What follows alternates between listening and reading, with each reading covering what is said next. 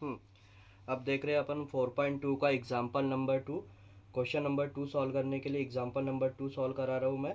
Question number 2 तुम्हारे से easily solve हो जाएगा, ठीक है।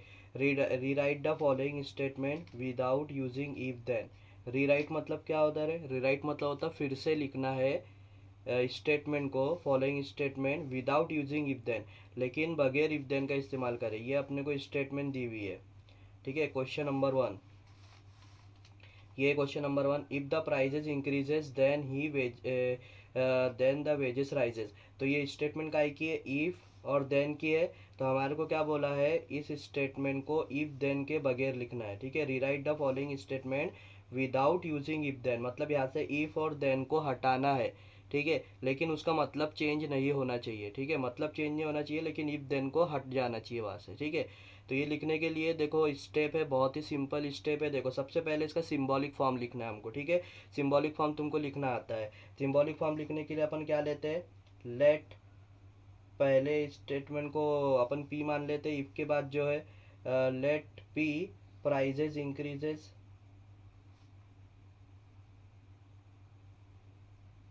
ठीक है। और क्यू दूसरे स्टेटमेंट को मानते हैं। देन के बाद जो रहता है वो दूसरा रहता, द वेजेस राइजेस,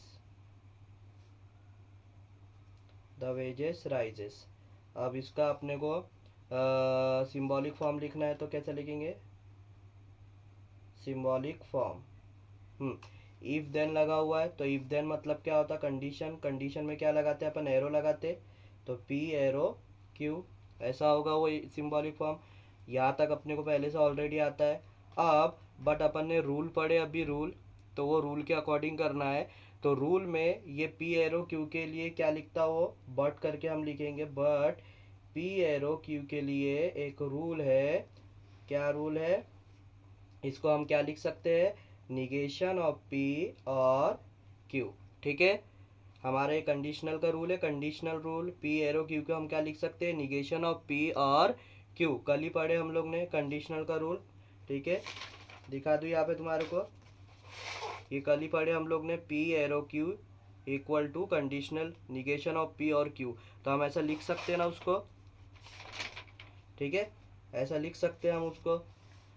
अब बस कुछ नहीं है, उसने क्या बोला था? स्टेटमेंट को लिखना है विदाउट इफ देन का इस्तेमाल करें। अब स्टेटमेंट को ये इसको देखकर लिखो, इसको देखकर, ठीक है। तो अपन बोलेंगे the statement can be written as, the statement can be written as. इसका मतलब क्या हुआ? स्टेटमेंट को इस तरह भी लिखा जा सकता है। किस तरह?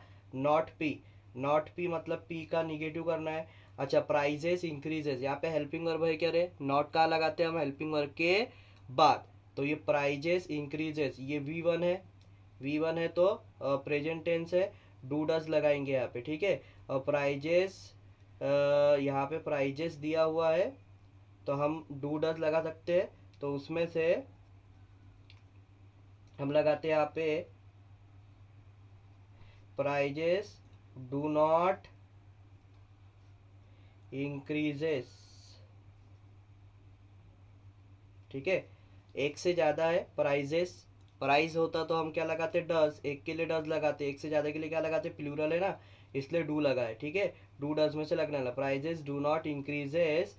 और फिर और लिखना है। ये देखो इसको देख के लिख रहा हूँ मैं, इसको देख के, इसको देख के स्टेटमेंट लिखना है। ये लिखा मैंने, नोट कर दिया पी का।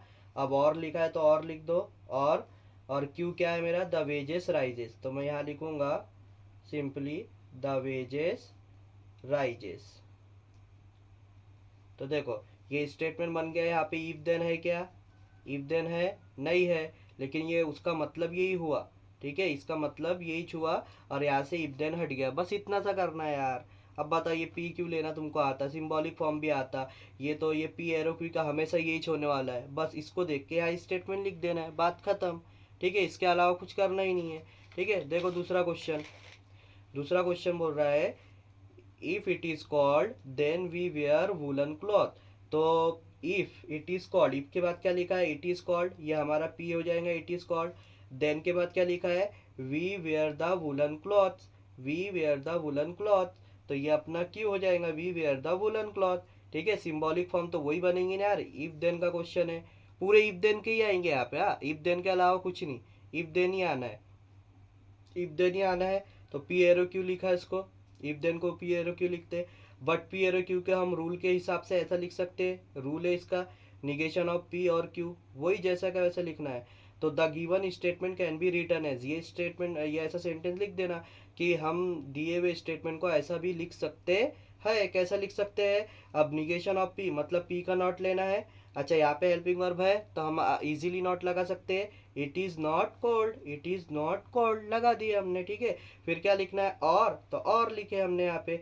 फिर क्यों लिखना है तो क्यों उठा के लिख दिए, we wear woollen cloth, we wear woollen cloth. बताओ कुछ रखा है क्या यार इसके अंदर? बच्चों जैसा क्वेश्चन है एकदम, ठीक है। तो अभी ये अपने को एक्सरसाइज में 1.4 में क्वेश्चन नंबर 2 में 3 क्वेश्चन दिए हुए इसके, जैसे 2 मैंने यहाँ करा दिया, वहाँ 3 क्वेश्चन दिए हुए, और करना कुछ अलग नहीं है, ये इफ देन के ही क्वेश्चन है पूरे, ठीक है। अच्छा, तुम्हारा हमेशा ये symbolic form P arrow Qs बनने वाला है यार, कितना इजी बताओ। और हमेशा तुम यही लिखोगे ना, बट पी एरो क्यू क्या होता है, निगेशन ऑफ पी और क्यू, यही लिखना है। अब बस इसको देख के यहाँ लिख देना स्टेटमेंट, यानी पहले स्टेटमेंट में हमेशा नॉट रहता ना, तो पहले स्टेटमेंट में हमेशा नॉट लगा देना, और लिख के दूसरा स्टेटमेंट जैसा का वैसा लिख देना, इजी, ठीक है।